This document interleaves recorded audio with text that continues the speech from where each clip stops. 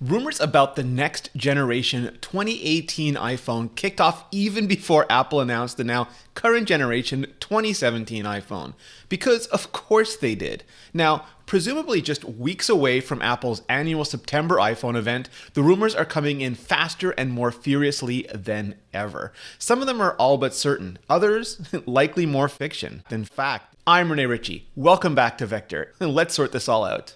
Way back in July of 2017, Nikkei reported that Apple was planning to go all in on OLED in 2018. Apple is planning to use advanced organic light-emitting diode displays in all the new iPhone models launched from the second half of 2018. That's according to two industry sources. One said that Apple is tentatively looking at releasing 3 new models next year. Now, again, this was way back before Apple had shipped a single OLED iPhone, namely iPhone X, so Nikkei can be forgiven if that part doesn't pan out. Of course, Apple went on to release 3 new iPhone models in 2017, iPhone 8, iPhone 8 Plus, and iPhone X. So it wasn't exactly a stretch. Back then, it was 2 iterative models for those who loved what iPhone was, including and especially the home button, but just wanted it faster and with a better camera. The revolutionary model, though, that was for people who wanted what iPhone would be next. In 2018, the new model count remains the same, even if the intent behind it has changed significantly. On November 13, 2017, just after iPhone X shipped, everyone's favorite supply chain exfiltrator, Kuomingchi, chimed in. 2 new OLED models target high-end market. New TFT LCD model aims at low-end and mid-range market. In other words, there were going to be 3 new iPhones, 2 with OLED, 1 with LCD. Kuo pegged the flagship sizes as 5.8 inches, the same as the current iPhone X, and 6.5 inches for the iPhone Plus sized model, which would keep the overall footprint about the same size as the current iPhone 8 Plus, and a 6.1 inch for the LCD model, which would keep the Plus distinctly plusy, but also appeal to regions where phones are primary computers and size really does matter. This rumor is notable for a few reasons. First, the 2 OLED flagships and a less expensive LCD model, and at those specific sizes, have stayed consistent to this very day. Second, never mind the imbecilic hot takes from Forbes Contributor Network and the like that Apple was canceling the iPhone X. This hinted at a replay of the iPhone 5C strategy from 2013. Business has become so large that this year we're going to replace the iPhone 5. And we're going to replace it with not 1, but 2 new designs. This allows us to serve even more customers. Rather than keeping around the previous expensive to manufacture iPhone and dropping its price by $100 to make it the mid-range, Apple would be creating an all-new mid-range device. Then it was the unabashedly plastic pop-colored iPhone 5C. Now it was rumored to be an LCD iPhone with the new design. Third, since Samsung was the only one capable of producing OLED panels to Apple's requirements back then, at least at scale, Samsung could charge a huge premium for those components. Going LCD would let Apple offer something that still looked new, but cost much less. To get the chinless iPhone X look, something almost no Android vendor has been willing or able to do, even a year since introduction, Apple folded the display back onto itself. That was possible with OLED then, and it appears to be possible with LCD now, if you have Apple's money and will. In 2013, plastic versus metal was the key differentiator. In 2018, it looks to be LCD and aluminum versus OLED and steel. Not just any LCD either. On May 9, 2018, Business Korea said, Apple is expected to load its next 6.1-inch iPhone model with an MLCD Plus display, which LG used in the G7 ThinQ smartphone. The MLCD Plus display realizes a bright screen with less power consumption than the IPS LCD display. That's 100% of the DCI P3 color space at 30% less power consumption, so still a significant upgrade. On November 17, 2017, Quote-talked modems, and the possibility for dual SIM cards. New baseband chips from Intel and Qualcomm will significantly boost transmission speed of the second half 2018 iPhone models thanks to supporting 4x4 MIMO antenna design. That's 4x4 multi-in, multi-out, which would be up from 2x2 found in current iPhones. Due to ongoing patent disputes and massive pricing demands, though, Apple would stick to primarily using Intel modems, only using Qualcomm where they have to for legacy CDMA compatibility. Verizon and Sprint literally still holding the wireless world back, going on years. Apple is already conservative when it comes to radios. It didn't go 3G until the iPhone 3G, and it didn't go LTE until iPhone 5. It prefers to wait for later generation, more power-efficient modems than rush to get the latest, hottest speeds in there first. That's a huge contrast to how Apple views local performance, with industry-leading processors year after year. And yeah, it absolutely irks LTE and now 5G nerds, but given how much performance can vary based on position and tower alone, it's not something Apple feels most customers really care about, at least not at the micro scale. Dual SIM is different. That will hold wide appeal for people in parts of the world where the need to switch between carriers can be a daily reality. Quo got even more specific about the dual slots on April 24, 2018, specifying that they would only be available in the 6.8-inch iPhone X Plus and the 6.1-inch iPhone LCD-, likely for size reasons, but also pricing on the latter. If the dual SIM model sells for $650 to $700 US, the single SIM model may sell for $550 to $650 US. That's a big deal. On December 8, 2017, Quo was back again, but this time with battery rumors. If Apple and LGC work out manufacturing hurdles in time for mass production, the next generation 5.8-inch OLED iPhone will be powered by a 2900 to 3000 milliamp hour battery, Quo says. A larger 6.5-inch OLED model is anticipated to employ a two-cell design with a capacity between 3300 and 3400 milliamp hours. I've said this before and I'll say it again. Measuring battery life on an iPhone based on checking email and surfing news sites on the web was fine in 2008 when that's legitimately what most people did. It's not fine in 2018 when more and more people are out catching Pokemon and surfing Instagram. Then it was just the radio and the renderer firing up. Now it's constant GPS, shaders, and mixed media as well. Since making iPhones heavier is terrible for usability and there's not much new chemistry to make batteries better, Apple has to continue making them more and more clever.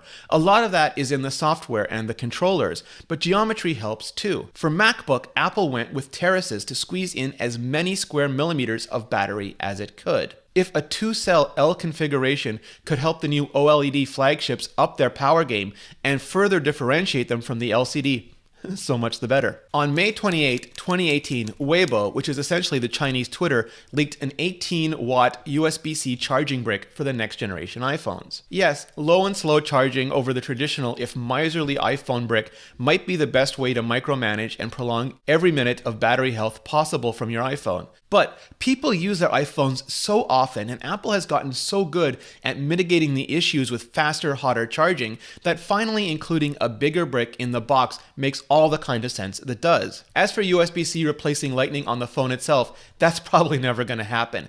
Apple made Lightning because they needed it for iPhone 5, and USB-C was taking far too long to come to market. Years too long, literally.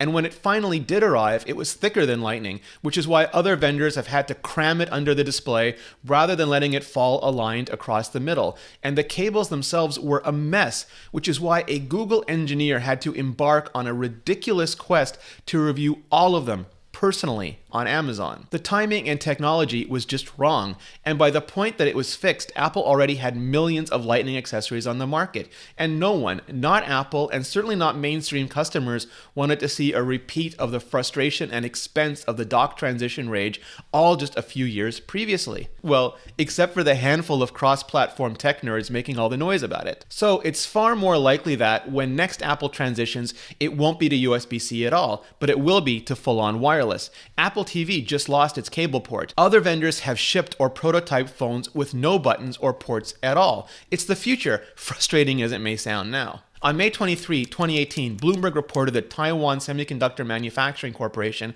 had spun up A12 production. The processor will use a 7nm design that can be smaller, faster, and more efficient than the 10nm chips in current Apple devices like iPhone 8 and iPhone 10, the people said. They asked not to be identified discussing private plans.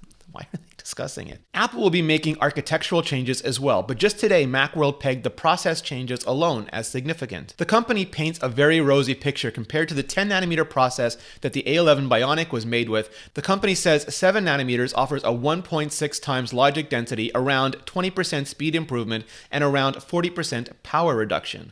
In other words, if Apple were to produce the exact same A11 Bionic chip with the 7nm process, it would be roughly 40% smaller and use either 40% less power running at the same speed or run at a 20% higher clock speed at the same power.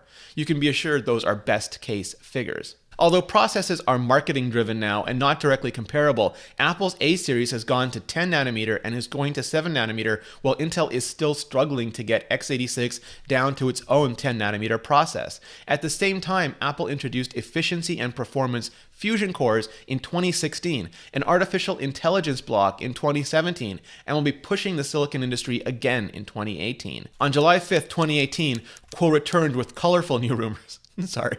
We expect the demand for the new 6.5-inch OLED iPhone will be better than the iPhone 10 because of similar or lower price, but with larger display, dual SIM, dual standby, and 3 possible casing colors: black, white, and gold. The new 6.1-inch LCD iPhone is expected to boost better replacement demands than iPhone 8 and 8S did, due to being equipped with full-screen Face ID, selling price lower than $700 US, DSDS, and 5 possible casing colors: gray, white, blue, red, and orange. Steve Hemmerstoffer on Twitter added, "I can say at current prototyping stage, white, black, likely space gray, gray, lighter gray, red, blue, yellow, orange, and pink are still on the table." iPhone 10 was prototyped in gold but never shipped that way, perhaps due to the complexity of vapor processing stainless steel. iPhone 5C shipped in an Apple chromatic range of colors. So it's possible Apple has both stabilized gold on stainless steel for the OLED flagship models and will replicate a color range on the glass and aluminum LCD version. It's always felt like iPhone was a once-a-year blockbuster movie, and Apple was never able to replicate the more year-round TV-like success of iPod. iPhone 5C was an attempt to do just that, but it didn't catch on. Whether price and color could let the 6.1-inch LCD do that, we'll have to wait and see. And yeah, no product red for the fall. Apple still uses that, and hopefully one day other colors like purple and blue to reignite interest in the spring. On August 17, 2018, TrendForce teased Apple Pencil for iPhone. Similarly, the company plans to introduce 3 new iPhone models later this year, says TrendForce. All 3 models would continue to feature Face ID, and 2 of them would be premium versions with an AMOLED screen.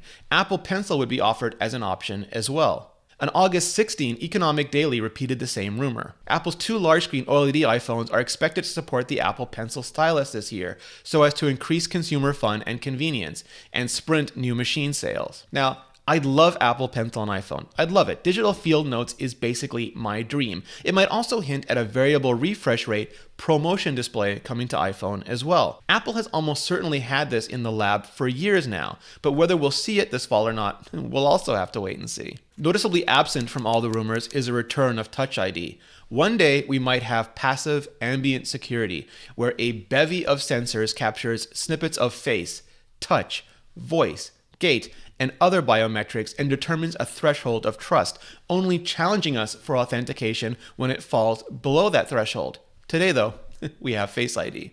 But let's talk about the camera. It is one of the most important features of any new iPhone, one of the few things that actually drives upgrades. With iOS 12, we're getting an AR mode in iMessage and FaceTime, but not camera, at least not yet. Why not? My guess is because Apple hasn't shown off the new camera yet. When we see it and it works more like the front-facing TrueDepth sensor than the current dual lens system, we'll also see a full-on AR camera to go with it. I'm also holding out hope for portrait mode video. I'm a perpetual optimist. So when will Apple announce the new iPhone? Since the iPhone 5, Apple has announced every flagship iPhone during a special event held the first or second Tuesday or Wednesday of September. Since September 11, which is a Tuesday this year, is also closely akin to a Memorial Day, Wednesday, September 12th seems like the most likely date, though Apple could do September 11th one year, including this year. Likewise, since iPhone 5, Apple has shipped almost every flagship iPhone the second Friday following the event, with the exception of the iPhone 6s in 2015, was shipped the third Friday following the event, and iPhone 10 was shipped on November 3. So September 21st or 28th could be the date this year. Past patterns are the best indicator of future events, but they aren't perfect. Apple can and will throw curveballs whenever the company's logistics or strategy demands, so be aware of the dates, but don't be bound to them. I still think they're pretty good guesses though.